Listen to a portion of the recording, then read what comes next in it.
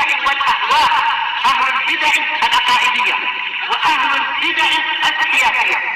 نقول بيننا وبينكم السلف، بيننا وبينكم الكتب، كان فيقول البدع بيننا وبينكم. Masih kelanjutan dari apa?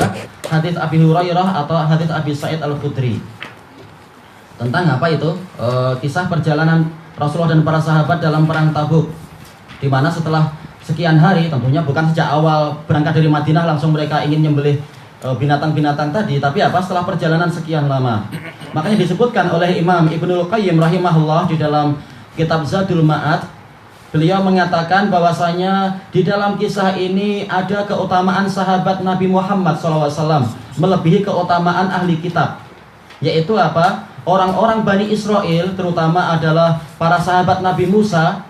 Mereka apa? Betul-betul dimanjakan oleh Allah Ta'ala sepanjang perjalanan. Apa itu? Mereka dinaungi oleh awan. Wa dhallalna alaikumul ghamam.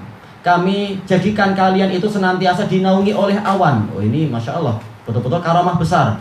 Dan kata Syekhul Islam dalam kitab beliau Al-Furqan, karamah tidak selalu menunjukkan ketinggian iman seseorang. Terkadang karamah datang karena apa? Orang itu perlu dikuatkan imannya.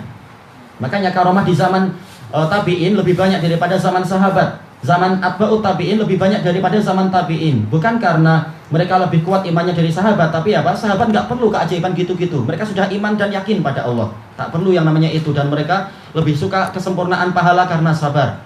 Makanya di sini seperti itu, yaitu para sahabat sabar, nggak minta seperti permintaan aneh-aneh Bani Israel, nggak minta wahai Rasulullah tolong kami didoakan agar senantiasa dinaungi oleh awan kemanapun kami berada. Mereka nggak minta itu, mereka sabar sampai betul-betul sudah kesulitan, maka bukan mereka minta seperti Bani Israel, ya Allah minta pada Rasul, wahai Rasulullah datangkanlah makanan yang begini, memperinci. Bahkan apa? Mereka minta izin sudah yang ada aja, yaitu biar kami sembelih kendaraan kami aja.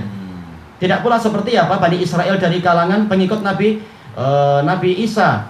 Kami tidak akan beriman kepadamu sampai engkau mendatangkan hidangan turun dari langit. Oh, ini memang apa? Terlalu aneh-aneh minta-mintanya itu. Adapun sahabat Nabi Muhammad, mereka sudah iman pada Nabi, tidak perlu itu semua. Ini kata Imam Ibnul Qayyim, tidak minta aneh-aneh. Adapun Bani Israel sudah dimanjakan dengan manna dan salwa, makanan dari surga, masih minta yang rendah-rendah, minta apa itu? Minta bawang putih, bawang merah, dan juga minta kacang, minta ini. Justru apa? Yang hina-hina. Intinya adalah tidak puas, sudah dimanjakan tetap tidak puas lagi.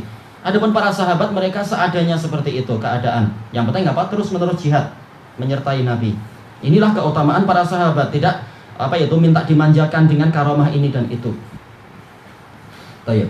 Kalau orang sufi memang ibadahnya dalam rangka apa? Mencari karamah. Setelah itu apa? Membanggakan karamahnya. Baik. Setelah itu apa? Malas ibadah. Na'udzubillah. Sahabat mereka memang orang pilihan. Layak jadi apa? Sahabatnya Nabi Muhammad, karena Nabi Muhammad seperti itu. Sahabatnya pun maka apa? Mirip-mirip yang seperti itu. Polanya bagus. Baik. Kemudian disebutkan di sini, ini menunjukkan ketawaduan Rasulullah SAW, yang mana beliau menerima apa? Menerima saran dari para sahabat. Kemudian juga ketawaduan Rasulullah rujuk dari apa? Perkara yang kurang berfaedah menuju kepada yang lebih banyak faedahnya. Tidak kemudian apa? Merasa tinggi hati, saya sudah tetapkan ini, malu saya kalau harus rujuk. Enggak, Rasulullah apa itu? Justru mengikuti pendapat yang kedua. Walaupun beliau sudah apa? Mengumumkan pendapat pertama. Ini menunjukkan apa? Memang keharusan orang untuk apa? Rujuk kepada yang lebih baik, tidak sombong dan tidak tinggi hati. Mengakui kalau yang kedua memang lebih baik, kita ambil yang kedua walaupun saya sudah mengucapkan yang pertama. Inilah akhlak ulama yang sebenar. Mau rujuk dengan apa? Gentleman kalau ada kesalahan dan seterusnya. Baik, kemudian disebutkan di sini yaitu apa? Al-akhdhu bil asbab, mengambil sebab. Tidak langsung minta turunkan hujan, tidak minta apa? Langsung diturunkan hidangan dari langit, berkah secara otomatis, enggak, tapi ada usaha, yaitu apa? Mendatangkan ini, mendatangkan sisa-sisa makanan dan seterusnya. Baik. Ini menunjukkan apa? Mengambil sebab, walaupun bantuan dari Allah itu pasti apa? Lebih bagus daripada apa yang kita upayakan. Dan dari hadis ini juga ada dalil apa itu? Al-faraj ba'da syiddah. Datangnya kelonggaran setelah kesulitan. Setelah mengalami ujian ini itu dan mendapatkan kesempurnaan pahala kesabaran, datang kelonggaran seperti ini. Yaitu apa? Keberkahan yang tidak disangka-sangka seperti itu. Bahkan apa? Semua kantong dipenuhi, melebihi apa yang diberikan oleh para sahabat dan yang menjadi bekal mereka. Baik. Kemudian di dalam hadis ini juga ada faedah, yaitu an-nahyu an idha'atil mal, dilarang untuk menyia-nyiakan harta. Yaitu apa? Bukan makanannya itu ditebarkan di tanah, tapi apa? Tanahnya itu ditutup dengan apa? Dengan tikar atau dengan kain atau apa? Baru makanannya diletakkan di atas. Jangan apa? Dengan alasan tawadhu, maka apa? Makan tanah, seperti sebagian apa? Orang yang keliru dari kalangan orang Yaman dan sering dikritik oleh Syekh Yahya. Ini bukan bentuk tawadhu, bukan bentuk zuhud.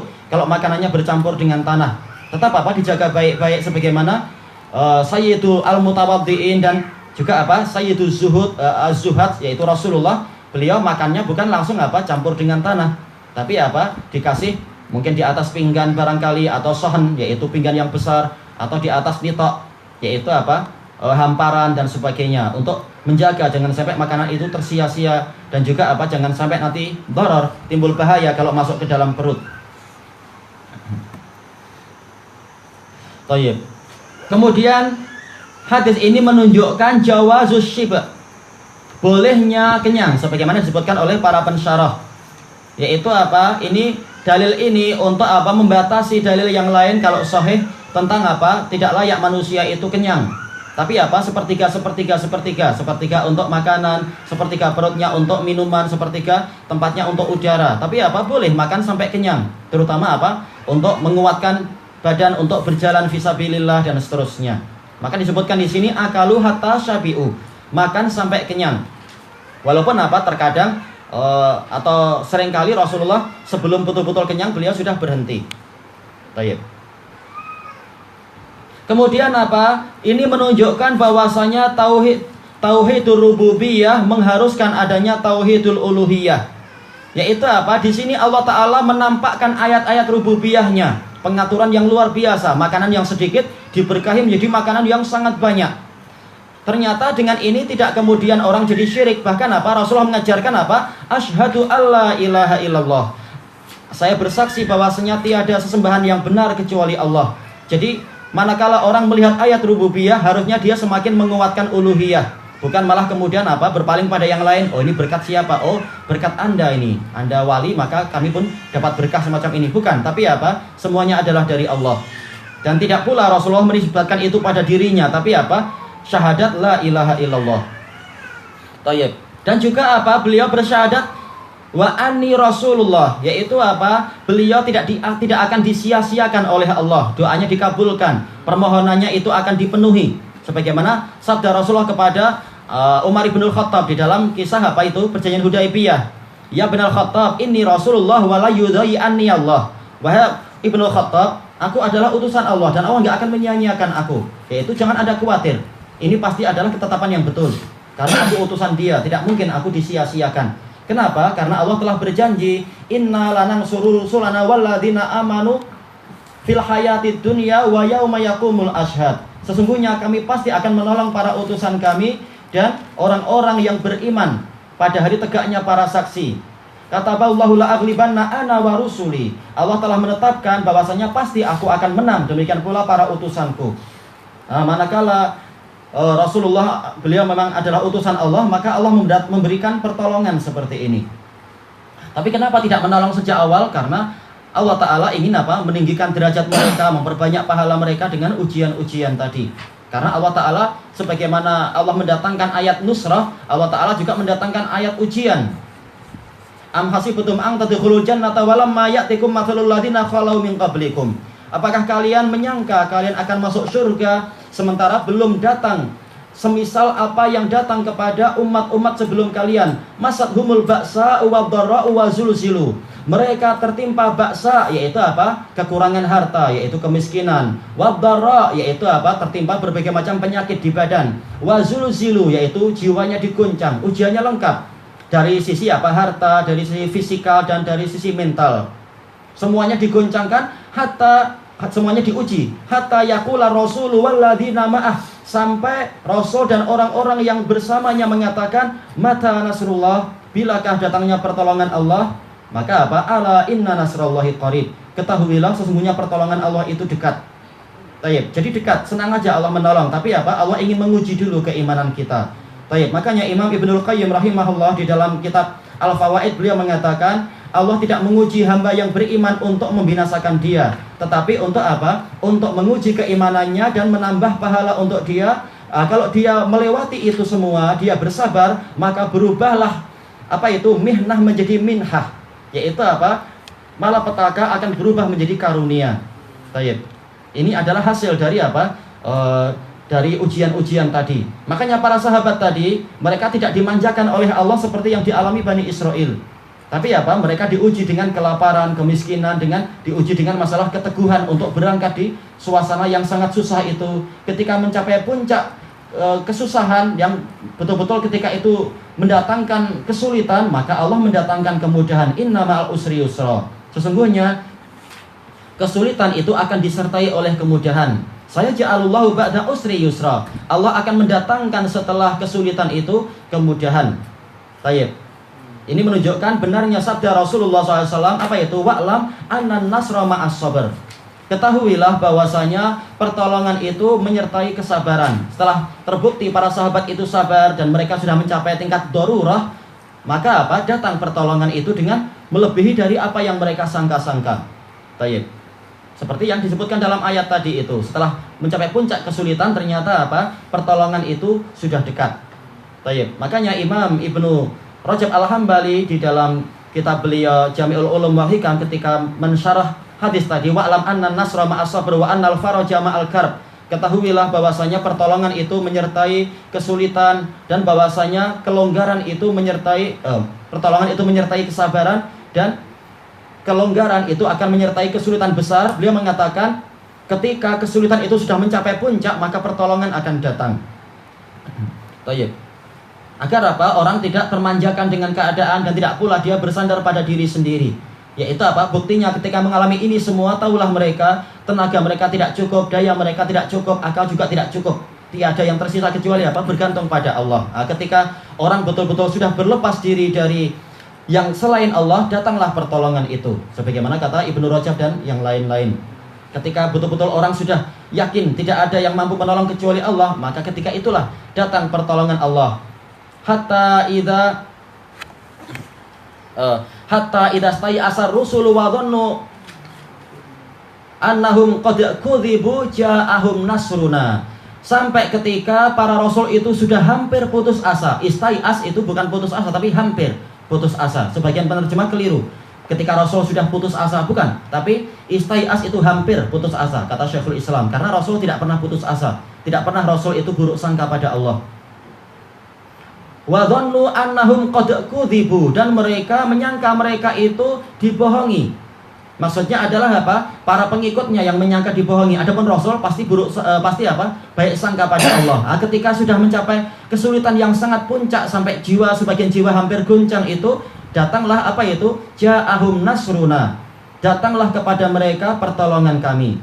Baik, ketika pertolongan datang, ujian telah selesai, maka datang yang namanya tazkiyah, datang hadiah-hadiah yang sangat bagus, yaitu Allah Ta'ala menurunkan ayat-ayat tentang keutamaan orang yang ikut perang Tabuk. Laqad taballahu 'alan nabiyyi wal muhajirin wal ansar alladzina ma'ah.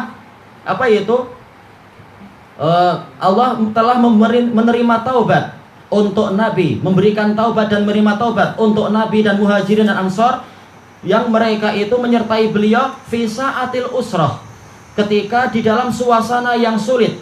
Mim ba'di ma kada yazighu qulubu fariqin minhum, setelah hampir sebagian dari mereka hatinya itu menyimpang karena ujian yang sedemikian beratnya. Hampir, bukan betul-betul mereka menyimpang. Ketika hampir di puncak kesulitan itulah maka datang pertolongan Allah. Ketika itulah pertolongan terasa sangat manis. Adapun kalau sejak awal selalu termanjakan, maka orang tidak akan merasakan manisnya nikmat.